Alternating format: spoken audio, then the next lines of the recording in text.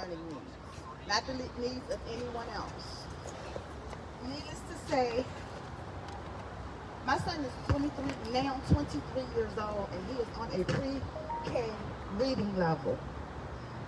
Not because I sat back and allowed the school district to not educate him, but because when my son spoke to me about his needs and wants for education, Mommy spoke for Richard on another level. Richard doesn't know about the regulations under special education, but Mom does. So Mom reached out to the school, as a lot of our parents, some who are here, a lot of our parents, we go in with cupcakes for these IEP meetings. By the time we get to the 6th meeting, we're going in with a coffee cup, because we haven't slept for the last 30 to 60 days. And then we're looking for advocacy, and the next thing you know, we're ending up in the process.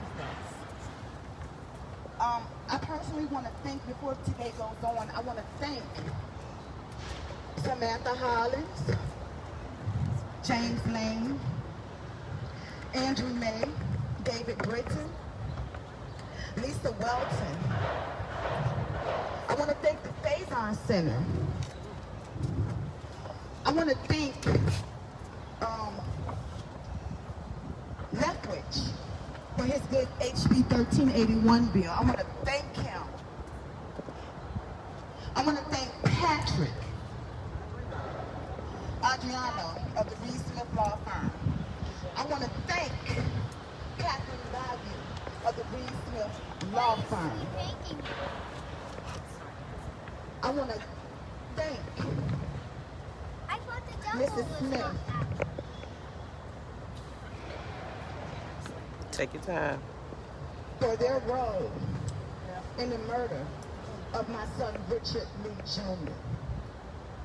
When I tell you, each and every last one of these motherfuckers refused to hear my son's cries, ignored the videos, the audios, most recently January 2020, when Benjamin Lewis, Diane Glover, Elizabeth Dragoni refused to honor my son's request for placement change to a community-based setting.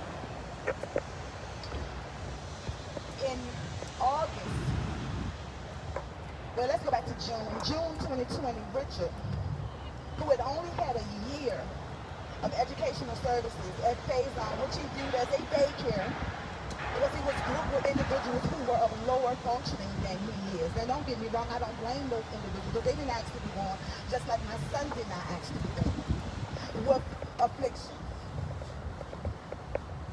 But I want to thank Faison for ignoring my son's cries. I want to thank them for not addressing his needs. When my son says, which I do have an audio recording of, he can't write, it's a problem. In June of 2019, Richard, who had only had a year of educational service after being pushed out by Mike Asip, I have that audio recording too. He was pushed out of the public school system for almost 4 years. Upon graduation, Richard was afforded a applied studies diploma where he only had 6 out of the 22 credits that are needed. 6 out of the 22 credits. Now, I'm so thankful that Richard is verbal. I'm very thankful that Richard is verbal. Can you imagine the many students who are nonverbal or who start off as verbal? In 2015, my son went from being 18 to being 3. And I sent that video out many times. Let's go back to Meadowbrook High School.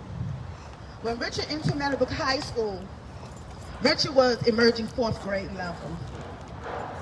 Richard was excited. Richard was, what, 100 and maybe 60 pounds? Richard was a part of the Special Olympics. He ran track. Richard engaged in the community. Richard had his own set schedule that he knew how to independently follow. When he got into Meadowbrook, I noticed that it was a change. The change started off as positive because Richard wanted to engage with individuals in the general ed population. Why? Because that's what we do at home. We don't take what can't you do, we take what can you do, and we'll work on the rest. Right. However, Lisa Welton felt like Richard shouldn't be as advanced as he should, given his medical diagnosis. But Mama worked with him. Mama always included Richard in appropriately with his siblings. Mind you, Richard has 3 younger siblings, and they all have adapted to Richard being their brother. But when Richard started deteriorating and becoming fixated in certain areas, I started to find out what was going on, and I realized time was a trigger, change was a trigger. So I asked them, needless to say, in the course of a 3-year period, it had got to a point where if I didn't find an advocate, I was going to start taking people across the table faces. I was told by the gym teacher that I didn't do enough for my son. Why? Because I told the truth on the school system. Lisa Welton, she's retired now, but she worked in the MOID program, told me that my son did not have autism because he could speak. I have that email too. Lisa Welton felt it was more important to teach my son that Adolf Hitler was better than God. That's a part of the video that I've already seen. Needless to say, I want to stress to my parents, Black, white, Latino, Asian, it does not matter. Listen to your children.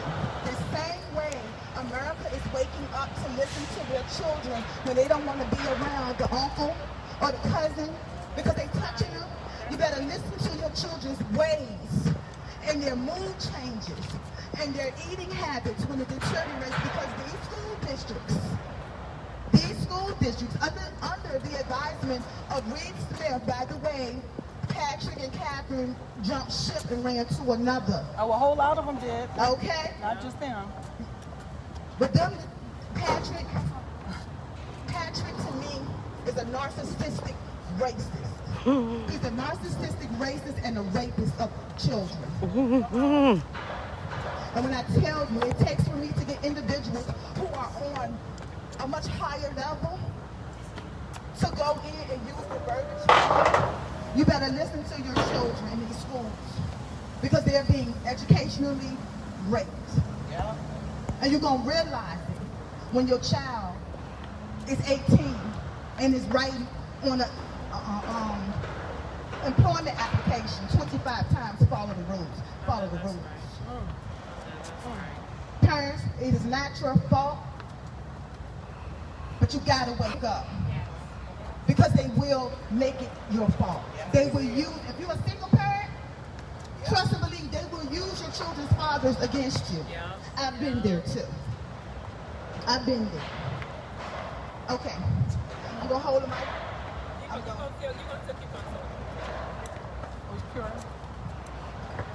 I'm going to grab the mic for a quick second, y'all, because I forgot to do my intro. Okay, she did. And I want to thank all the parents for coming here today. I thank all the parents on Facebook as well, because there are some parents that were not able to come here because of the fact that they don't have the resources, they don't have child care, they don't have the energy because they've been traumatized and abused by the school system so much. Amen. We're here to dismantle big law and big ed, y'all. That's why we're here. We're here to dismantle the system that does not want our children to succeed but want to use their bodies for money. That's what we're here to do. We're here to go ahead and make sure that our parents get their what back? Power. I can't hear you. Power! Get their power back. Because under the Every Student Succeeds Act, the parent is the most powerful person educational needs of our children. Under the IDEA, under the Individuals Educational Act, the parents are the most powerful people who are over our children. We must remember that the IDEA is a civil rights law. It is meant to protect the family, protect the children. It is not meant to be manipulated by Big Law and Big Ed. It is meant to be implemented by parents and the community. Now there's a shift going on right now because of COVID-19. Yes. COVID-19 has exposed the ugly underbelly of public education. It has exposed the fact of what we've already known. They can't educate our babies. And just so y'all know, I'm a licensed educator and administrator. I taught in school for 15 years. I taught in a vacuum security prison for our babies.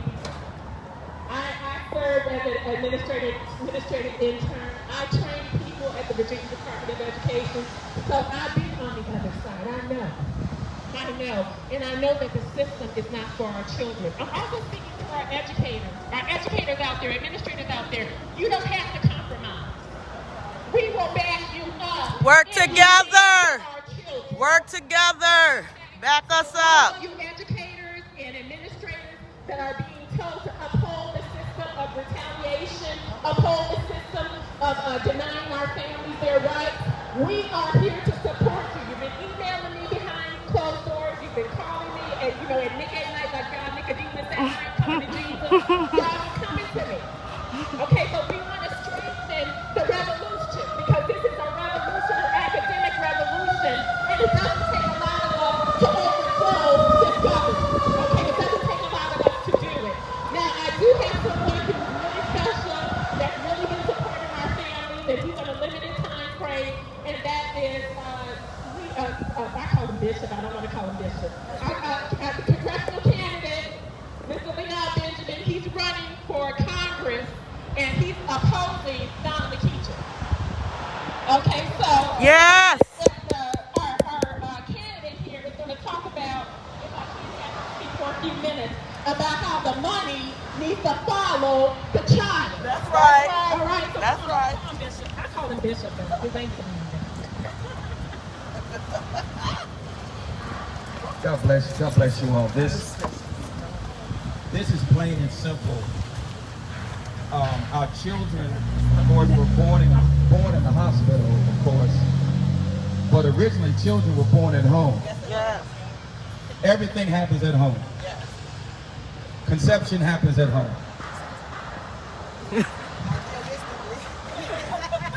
Well, wherever you call home, birth happens at home. I'm making a point here, though. Home was always meant to be the main location for every activity for that child. Home. Now you got to turn your house into a home, but home is where the heart is. The heart of the matter is our children, some kind of way intrinsically through this systematic, what's being unveiled right now, it's a systematic issue, that the education of our children has been systematically taken away from the parents. Yes. Yes.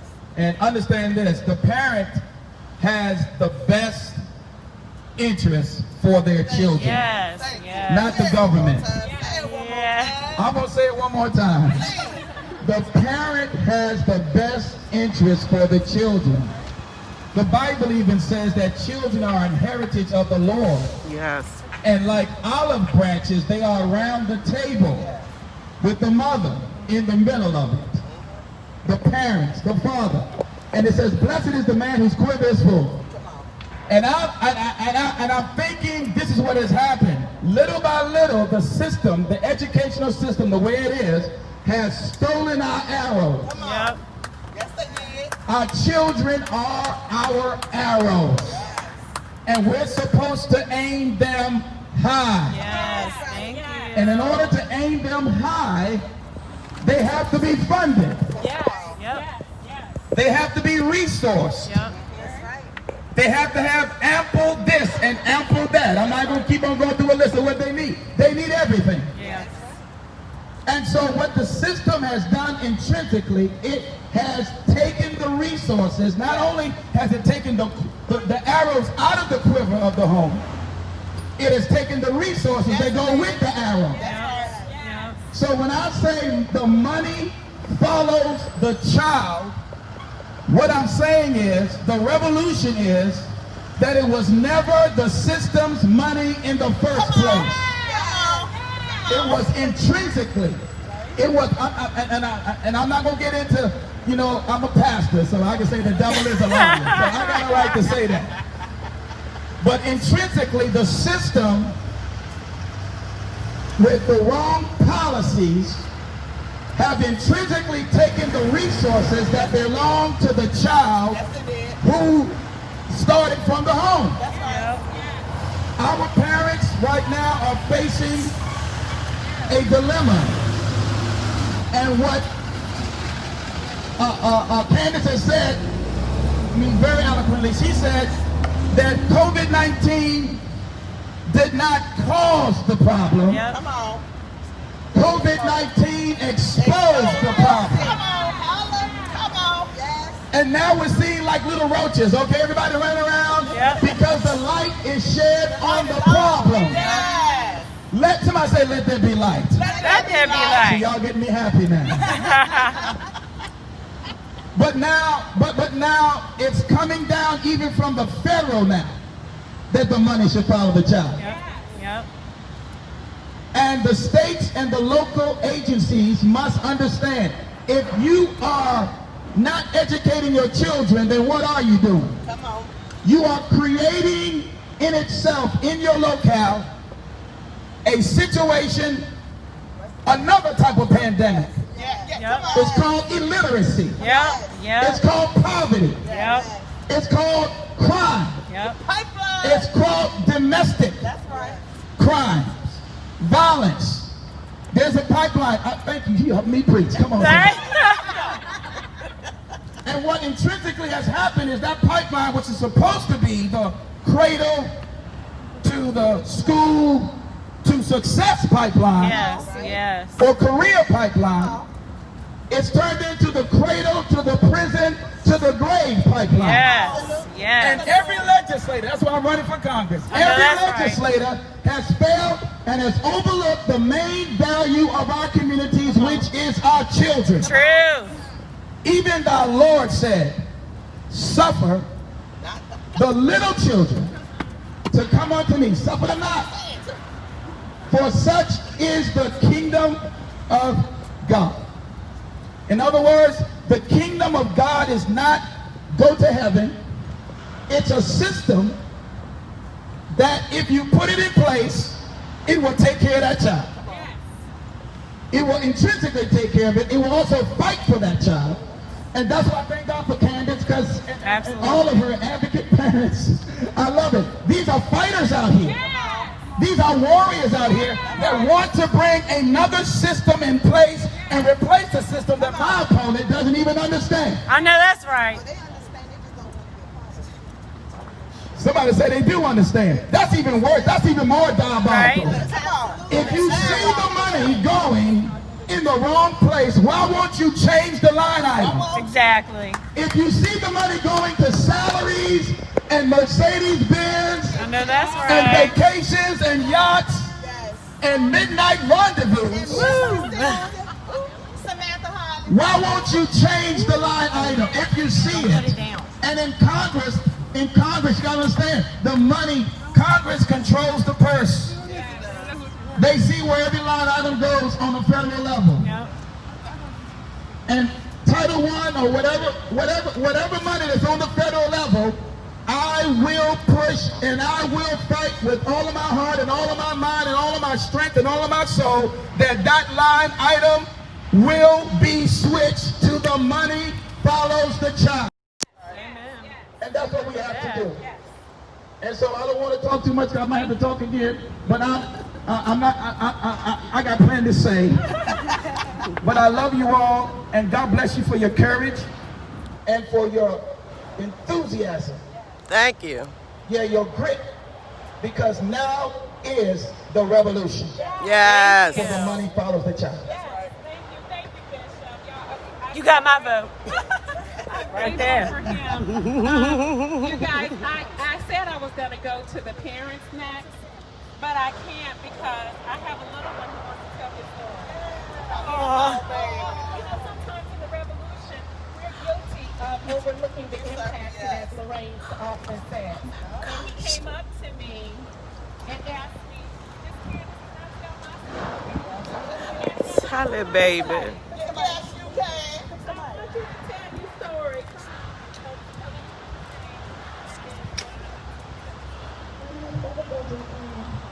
When I went to school, I didn't get what I needed.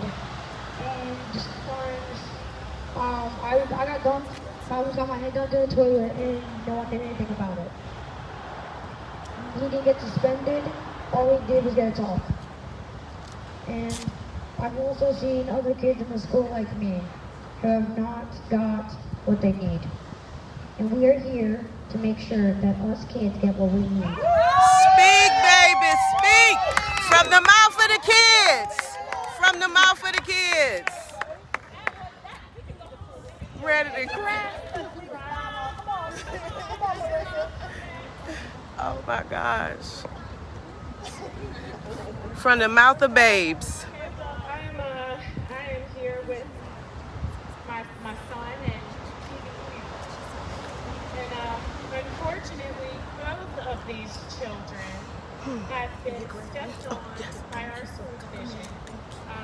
We would go to meetings that the administration and teachers would make my mother and I feel like we were crazy.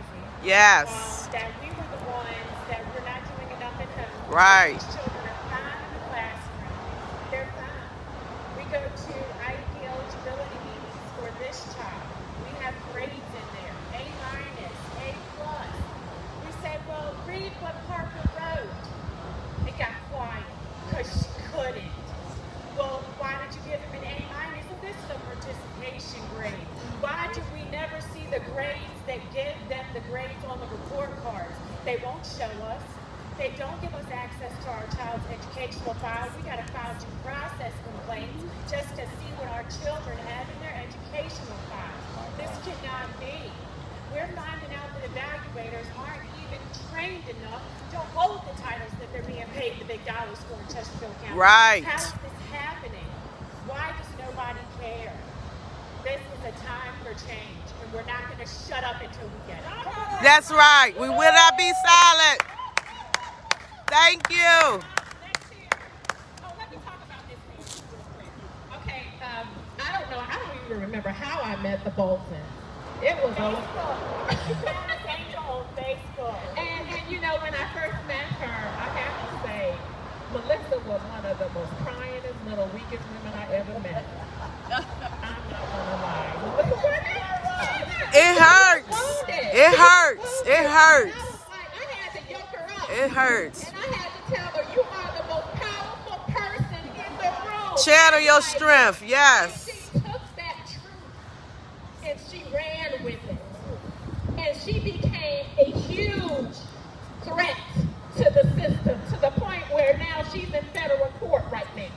All right. Fighting for the rights of her children. And that's powerful. And that's where we can go with this. So I want you to know, all the families that feel defeated, all the mothers that feel like it's not going to work, you don't have to fight alone. You don't have to fight alone. They don't want me to come with her. They don't want you to talk to each other. They don't want you to talk. Okay, so my thing is that Miss Melissa is what you can become. She is not taking any prisoners regarding what is hers now because she understands what she's entitled to. And that's what we need to understand. Nothing belongs to the school division. Right. It is not the school division's money. Okay. It's our money.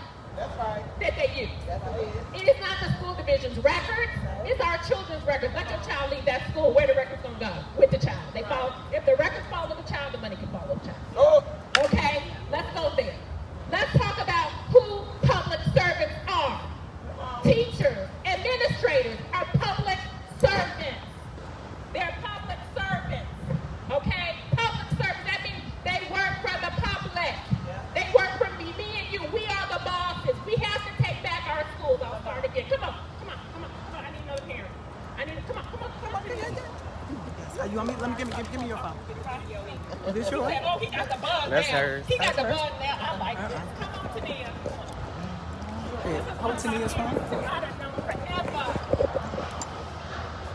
Good morning, people. Good morning.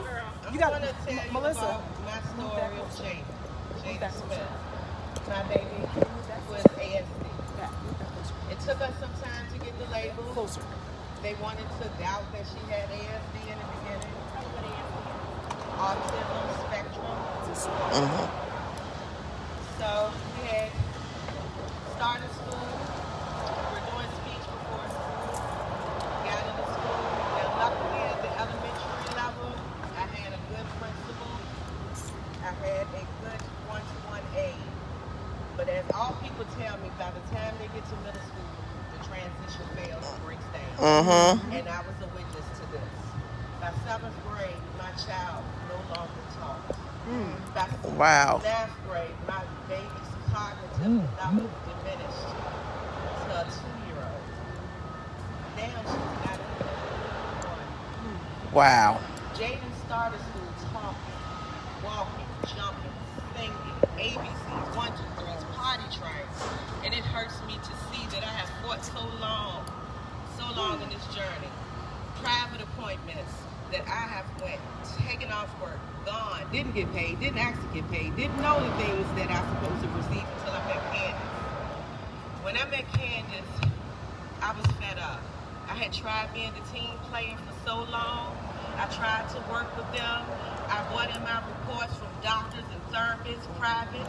They discriminated against it. They didn't want to use it. They didn't want to let people into the classroom to view the child, to help them help my child learn. They needed the help and they would not accept it. Absolutely. People wanted to come in and work with the children and they refused access. I've been refused access before. Yes. I'm tired. I'm shaking. I'm fed up. I am still going through things that I am finding out information of educational neglect. You heard me? Educational neglect. Come on. I'm so hurt. Jada didn't ask for this.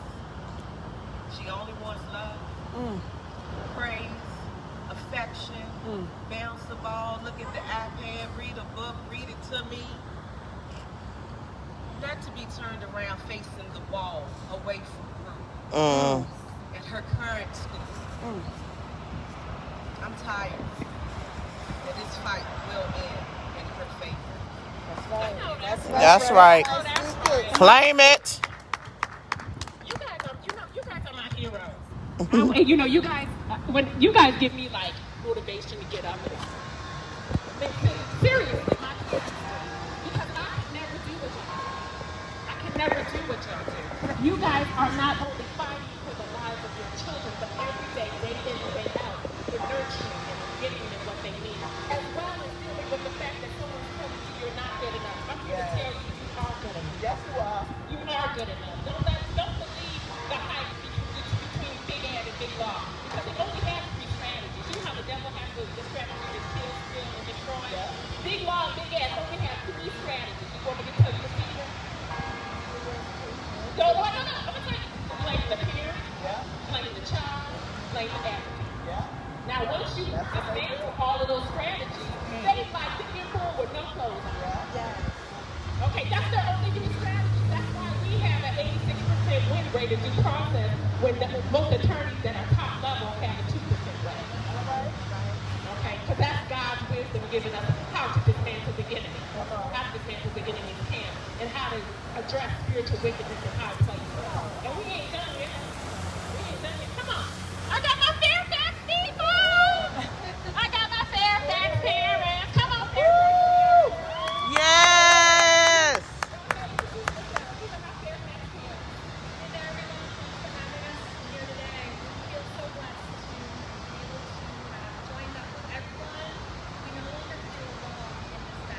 Yes. It's been a journey, and I am so grateful that I opened up Facebook one day on a whim, and the first feed was Candace. And I said, that's it. I need to contact you because what we've been going through in Fairfax with a school system that has a 3.2 billion, that's with a B, $1 billion budget is egregious. Top to bottom, every kid is being stripped of their rights. Every parent is being stripped of those rights. The word rights doesn't exist in their vocabulary at all. We know that feeling, right?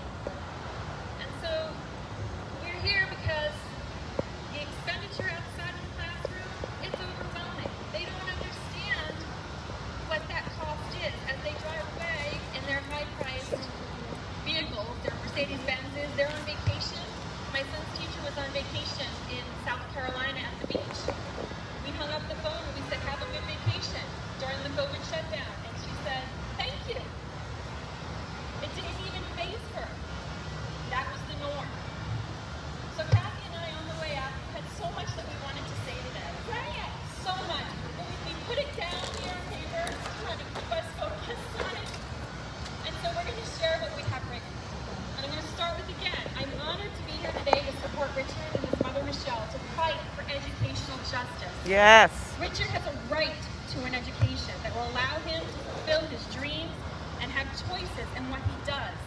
Just like anyone else, he should not be treated as a lesser than and denied the education others get.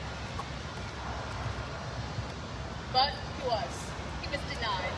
Instead, the local education agency, the state education agency, took $250,000 they collected for Richard's special education over all his years in school and recklessly wasted it. It was gone. It's gone. It all went to the circle of greed. Just like it does for everyone. That's right. The overall cost of illiteracy is $3 trillion a year. Wow. But the cost to Richard, you can't put a price tag. That's right. You can't put a price tag on that.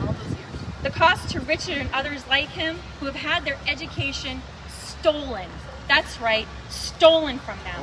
The cost is immeasurable. There is no number for that. Their robbery happens all the time. Every day, there are more Richards. It is a pandemic. This is worse than COVID. Of lost opportunities and stolen lives.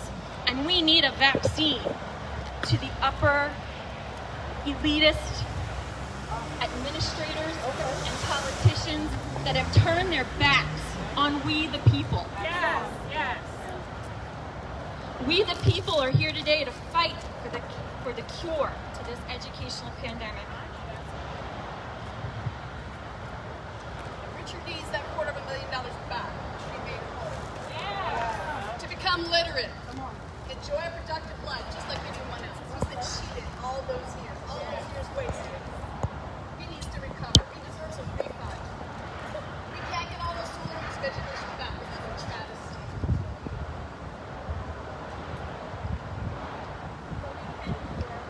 So we can cure this education pandemic starting today. We're here for Richard and all the others like him that are suffering. We are deserving change, and we will not tolerate test policing of our funding and our rights. We are all in this together. In this, we all know what it's like to be disparaged, ignored. It's blatant to the point where they don't even realize that they are breaking the laws and they're cheating these children. And ultimately, every person in our society should be concerned about this, whether they have a kid or not, because we are a community. And as soon as you fail the kids, you fail your community. You fail society. And if it comes down to money, I know some people are just driven by money, right? It's greed. You own a house in that particular county, that district, right? You should care about the value of your house if nothing else. If nothing else, it's going to affect everyone in the end. It all affects everyone. We're all one people. And people should care about people who need things in school and aren't getting it. And yet they cover it up. It's easier just to cover it up and say no and walk away. We're going to fix that.